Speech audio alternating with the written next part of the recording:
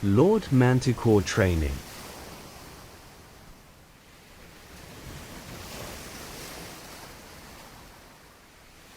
The difficulties of the lonely path of self-initiation.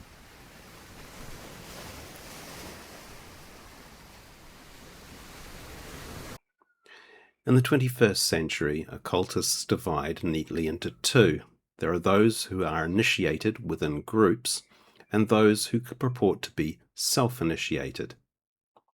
I have been initiated into several groups, so I know the mechanics of what's involved there. But so I have a healthy respect for anyone who can claim to be self-initiated, and there's a reason for this. The path of self-initiation is lonely, hard, and miserable. It requires a degree of discipline and control that many human beings lack. In fact, I'd go as far as to say that many of the people who tell you that they're self-initiated to any degree or any level are probably fooling themselves. To such people, self-initiation is simply reading a book, studying hard. I mean, you can still study hard, and perhaps trying one or two exercises over a period of time.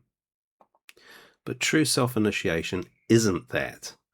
And when you actually understand what it is, you'll realize how difficult it truly becomes. Before starting, it's important to discover what initiation is and what it's not. Esoteric initiation is a structured process by which a person is admitted to a deeper level of spiritual, magical, or mystical understanding through a ritual, instruction, ordeal, symbolic death, rebirth, or direct experience. It isn't just joining a group, although some groups love to pretend that they have the monopoly on all forms of initiation. Proper initiation is a change of consciousness. The candidate is taken from one state of being into another, usually through a controlled encounter with symbols, powers, teachings, or experiences that are meant to alter how they see themselves in the cosmos. In practical terms, esoteric initiation encompasses several elements. A threshold, where the initiate leaves their ordinary identity behind, more normally temporarily. A ritual drama, a transmission, where the initiate receives knowledge, authority, current, or blessing, or a symbolic access to a hidden tradition. Some initiations involve a test or ordeal which challenges the old personality, and then a reorientation.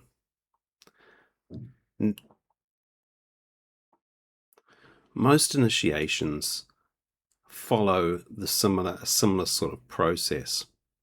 However, there are three broad degrees which are still used today, and many groups, even if they have multiple high-level grades, usually represent an element of these three. The first grade is basic, and it's where you are plugged in to the tradition. Now, that's normally the Western mystery tradition, but it can be other things as well. And at this grade, the person wakens from their ordinary mundane life and begins the occult one. Immediately following, there is usually some kind of test which decides whether or not they're going to survive in this occult life or not. But either way, that's the first one. And in this grade, the person starts reading, learning all they can. The second degree is more spiritually orientated. At this point, the candidate or the person has learnt all they need to learn to start making their contacts and start looking for their higher genius. In fact, I'd say that the contacts are designed to assist you to find your higher genius. So that third grade is where a lot more things happen. At this point, you become much more magical, much more spiritual, and you've made your contact with your higher genius. You don't really need contacts with anything else, and you're off on your own. Given those definitions, you can start to see that all forms of initiation ultimately end up being self-initiation, even if you're in a group. I mean, if you do the first grade of the Golden Dawn, for example, you will be challenged with all sorts of different effects, and as a result, you will be the embodiment of that first degree. It is a lot harder to do those same things if you are self-initiating, but even within the Golden Dawn, you still have to have those realizations to meet the next grade.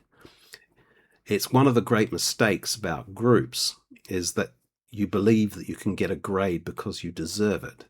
No one ever deserves a grade, really.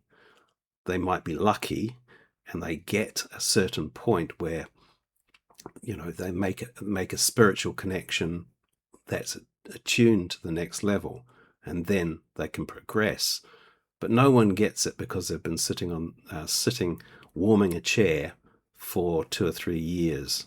And if they do, then there's something wrong with their group. In a group, the high point is when a person is initiated in a ritual. Now, this is one of the main advantages I can find for group work, and it can't be easily dismissed by those who believe that self-initiation is all there is. In an initiation, not only do you have the psychological impact of a candidate going through a ritual, blindfolded, terrified, scared, and all these other things going on, there is actual mechanical work that's going on. The Hierophant or the priestess or whoever's in charge of the ritual is trying to impress certain symbols on the candidate's sphere of sensation. Now, each group has the language that's different for this process, but it's hugely important. If I take a candidate and place a symbol, not necessarily a symbol of the order, in their sphere of sensation, it's going to act to program, to assist, to help them develop during the work in that grade. There is, of course, a symbol of the order, which always goes into a particular initiation, but that's not the main deal. You can see all these points where, say, for example, within the Naught, a candidate is symbolically killed as they come in through the temple.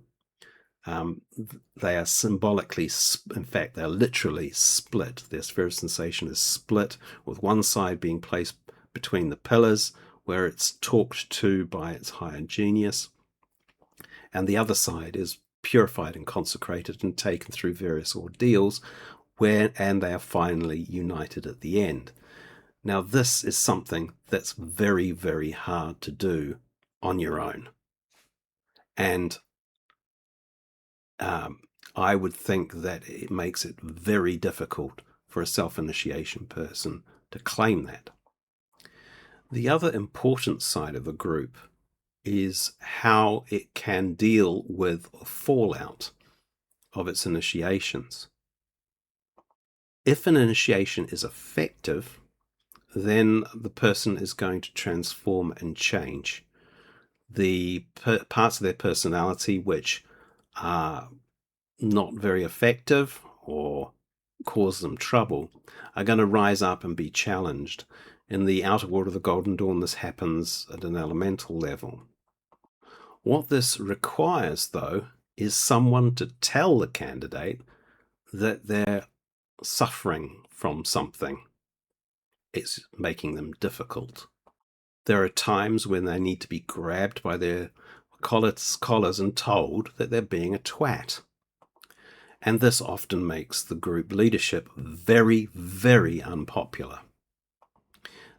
The candidate or the student usually throws their toys out of the pram, sometimes leaves the group, sometimes tries a schism, tries anything rather than deal with the problem that their initiation has created for them.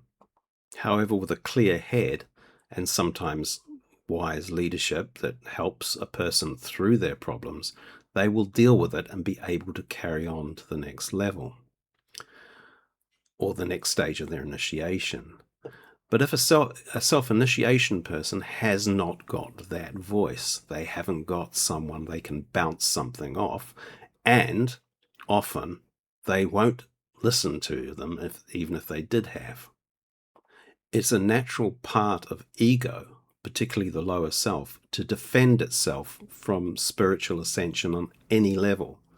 So the person finds themselves emotionally and spiritually hijacked by their lower genius until they actually face it. If they have only got their own voice to listen to, then they will almost certainly side on their lower genius first. And that is a huge problem.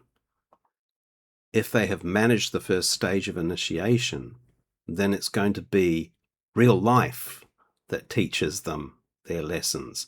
They will lose jobs, partners, anything else until their ego gets it. Signing up for self-initiation is the same as signing up for any initiation. You're still bound to follow the spiritual course, and you will still go through those particular processes. You just don't have any backup to do it. Another issue which is quite important is while a group has its candidates undergoing psychic surgery during their various initiations, a self-initiation person has to do that themselves. And it's not impossible, it's just very difficult to do. What they have to do is they have to break down the processes of each initiation and into symbols, activate those symbols within their own sphere of sensation and make them live. Now, there are some tools which are useful to help. One very good one for the Golden Dawn is Chick and Tabitha Cicero's Self-Initiation into the Golden Dawn book, which enables a person to break down those symbols. It shows what each symbol is supposed to mean. A person meditates on it, they do a path working within that context, and it is a good way of merging those symbols within a Golden Dawn framework. Another good way, good method that was piloted by W. Butler was the use of an inner kingdom connected to Regarde's middle pillar exercise. All highly effective way of integrating personal symbols to transform consciousness. Now, this is not something people want to do because it's not exactly flashy. You have to do minimum half an hour's meditation on a symbol, on a process every day until you have got it. And even then, you just move on to the next one. If you were doing, say, for example, a Golden Dawn fire grade, you would have to have integrated the fire element within yourself. You will have had to have taken all the symbols, all the diagrams into your own sphere of sensation and been able to transform them into your life and bring them into your life. And you don't get to say when you get to the next grade, you will know it's the correct grade. And that's one of the things I find funny about a lot of self-initiated people that talk to me and say, I'm self-initiated, is that they often have decided when they get the next grade themselves based on the fact that they were ready to do it. And that's not it. And that's one of the biggest problems I have with people saying they're self-initiated. Now, I have met some truly self-initiated people, and they would never, ever make any claims. In fact, some of the really, truly self-initiated people are so deeply spiritual people that they wouldn't make any claims for what they've done at all. Yet you'll find more people, self-initiated people claiming that they've crossed the abyss than you would find people who have gone through an order or people who have genuinely been self-initiated. Now, one of the problems people have, what I'm saying is that, well, Nick Farrell's been through all these groups. He is biased against self-initiated people, and therefore he has nothing valid he can say about this because, his spiritual path has not depended on it. And in some ways they're right, but a lot of people who, when you start talking about whether or not self-initiation is valid for them, they say that the reason that they are self-initiated is that they don't trust groups, or groups are usually corrupt, or leaders themselves are on the take or sleeping with their students and things like that. And I ask, have you ever been in a group? And they usually say, no, I've never lived close enough to get to one. Okay, well, fair enough. But that doesn't stop groups being bad. That just makes them inconvenient for you. And inconvenience is one of the hallmarks of being self-initiated. If you are not really inconvenienced by being self-initiated, you're doing it wrong. And as for it being part of my path, there have been certain occasions where I had to be self-initiated. I had to go through certain experiences because there are some things that I needed to be initiated into that I couldn't find people or humans to assist me through it. So I relied on my contacts, and hopefully I obtained those grades by myself. And I'm aware that other people have faced the same problems or same things, which is part of the spiritual path. At certain points, you have to be self-initiated because there's no one who can lead you or help you get through those particular things. And it's difficult. So what are the main dangers of self-initiation? Well, the biggest one we mentioned earlier is ego inflation. If there is no one around to tell you you're being a dick, you start thinking you're a messiah, or start taking on grades and abilities and claiming stuff that you have no right to or abilities to. The next problem is probably one of technique. One of the advantages of working with others is that you hone your techniques, or you get told how to do things. And sometimes when you read a book or try and work out something on your own, you discover that you're not really know what you're doing, and it can go badly for you, or worse, nothing ever happened. Before I joined my first order, I had found a book which I was using to study, and it just suggested making a wand. So I made a sort of fairy wand out of dowel and wood, dowel and a bronze disc which I made with a pentagram. And I'm not particularly proud of it. I probably overused it twice, but it had zero effect and was dead as far as I could tell. And it certainly didn't help any of the rituals that I did. Likewise, doing a ritual to gods whose names you don't understand, or are part of a system which you don't usually accept, aren't going to work very efficiently either.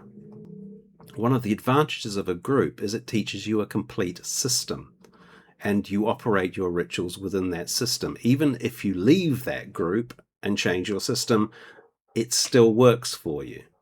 But by yourself, you take on bits wherever you like, you never get that complete system. In fact, after I left the Servants of the Light School, I joined Golden Dawn because I wanted a complete system so that I could build on it. And that's exactly what happened. So let's look at ways to get around all these problems. Firstly, realize that your worst enemy is going to be yourself. Don't worry about other people carrying out magical attacks or demons snuffling around your bed at night. The biggest thing you are going to have to face as a self-initiate is yourself. And that is going to be the biggest obstacle throughout your training. Next, set yourself realistic goals. Don't set exotic goals such as I want to have knowledge and conversation with my holy guardian angel, or I want to become one with my higher genius, or I want to cross the abyss. Those are possibly laudable targets, but they're not going to get you anywhere. Instead, tell yourself harder things, such as I'm going to do half an hour's meditation every day for the next month. Or I'm going to do 7 planetary rituals this week on every day without fail. What you will find is your lower self will make it very, very difficult for you to make those particular commitments and fulfill them. So, the mere fact that you are doing them is forcing the lower self into the back position, which, if you have finally managed to get it under control, is most of the work of the second degree. In the Golden Dawn, for example, the first thing 5-6 experiences is they're strapped to a cross and their lower self is pushed downwards so that their higher genius can indwell within them. That is symbolically what you are doing when you are forcing your lower self to do a meditation which it really does not want to do. The next thing that's really useful is to find someone who you can share stuff with. Now, this is not the sort of relationship where one person is a mentor and the other one is a student. Don't go there, because if you don't want to get into that state, if you don't want to have anything to do with groups, placing yourself under the control of another person is not necessarily a good idea. Have mates who you can share shit with. If you're feeling bad or something like that, or they give each other the ability to say, look, I think you're a little going a bit off the mark there because it doesn't feel right. I'm not talking about intellectually wrong. I'm talking about whether or not you're acting wrong, because you need that mirror as a self-initiate, which you probably won't get in a group. Sorry, if you're not in a group. And don't necessarily rely on the internet to provide this particular function. If you suddenly find yourself feeling that you're in deep spiritual contact with a purple alien who's telling you you should save the universe by covering yourself with jam and sitting in the town square, you will find someone on the internet who thinks that's a good idea. However, if you've got a friend who you can talk about occulty stuff to, they're more likely to say, nah. Another piece of advice which applies to every occult student is that you should never make excuses. It's always your fault. If you can't do a meditation that day because you can't be bothered or anything else, don't make it about someone else or something else. It's always your fault. It's always your lower self, even when it appears not to be. Your lower self has a lot of powers. It can change the environment. It can change situations. So, if in the middle of a ritual, someone knocks on your door and you go and answer it, then you can say that the lower self probably did that, particularly if they were stopping you doing a meditation. This has happened to me before, where I was in the middle of a very good ritual that was going very well and was very important. And suddenly there was a knock on the door, and before I even realized what I was doing, I'd gone out and opened the door. Now, fortunately, I wasn't wearing robes, but the house did stink of incense. But that is a way of becoming distracted, and your lower self will make that really, really difficult for you. I said before that you should do half an hour a day. That is a reasonable amount of things. I wouldn't overdo it. Now, I find I get a lot of people emailing me about all the work they're doing, and these are self-initiates. They're not group workings, where they're using Golden Dawn techniques. And what they do is they say, well, I do the lesser banishing ritual of the hexagram, then I do the lesser invoking ritual of the hexagram. I then do the greater hexagram, and then I open by watchtowers, and then I do a middle pillar, and then I do my meditation. I say, why are you doing all that? I mean, by the time you've gone through this entire battery of rituals, you've got no juice left to do a decent meditation. You're exhausted. So always think, what am I doing here? If I'm doing a meditation, I need the barest amount of protection. I just need an invoking pentagram, and that should see me right. If I'm doing a full-on ritual, what's actually happening here? And if I don't need planetary forces, I certainly don't need banishing forces, then why do them? Don't make it too hard for yourself, because the harder you make it for yourself, the more your lower genius will kick in and say, "Nah, let's not do it tonight. It's too much like hard work." Another thing before I finish that is important is that you will start to develop your own contacts.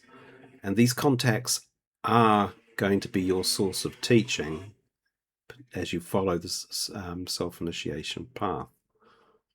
But you should be very cautious about taking them literally, because, again, the message will be slightly corrupted by your lower genius. But also you should take their advice very, very cautiously, because they will sometimes tell you what you want to hear, and that's your lower genius talking. But sometimes they will also try to make themselves more important, because in essence they're communicating through your lower astral, which hasn't been as purified and consecrated as it could have been. And we have this problem with people in groups as well, but you have to be really, really careful about what you listen to as advice and knowledge. Now, one test I have about dealing with contacts is asking myself the question, is this information I know? If it is, then why are they telling me it? And is this information that's useful? If it is, again, what's the point? I mean, one person I know had a lot to do with contacts, spent ages and ages transcribing these very long and dull messages from a being that claimed to come from Atlantis and was just talking about Atlantis, which is probably useful if it was true, and if you were ever visiting Atlantis, which is not likely in the 21st century. Another issue is about who is initiating you into something, and what are they initiating you into? Now, I showed you those 3 degrees before, but who is doing the actual initiating? And many people think that self-initiation is people doing it themselves, but it isn't. It is based on an awareness of a spiritual force or a contact or something like that, that enables the person to cross the particular barriers that a group may have normally have provided. Now, these astral entities are real and useful, but half of the job is working out if they are genuine beings. And I mentioned before some of the problems you've got with them. And the only thing you've got before you allow any of them near initiating you is a long relationship with them to see if they're valid and to see if they will help you. And if they don't help you, then you can give them a miss and find something else. But one of the good things about the occult inner teachers is they are genuinely interested in assisting humans to develop. I mean, when I say contacts, we could be talking about angels, we could be talking about saints, we could be talking about spirits, anything. One of the things that they mostly, there are some that don't, but are genuinely interested in people and will assist you if you ask them. But finding one that'll help becomes part of the task. So you should set aside some part of your meditation and just a general request for help. Because if you're on the path of self-initiation, you really need it. And you have my respect for doing it. If, and you've got a whole lifetime, you find a group, you will find that it becomes a lot easier.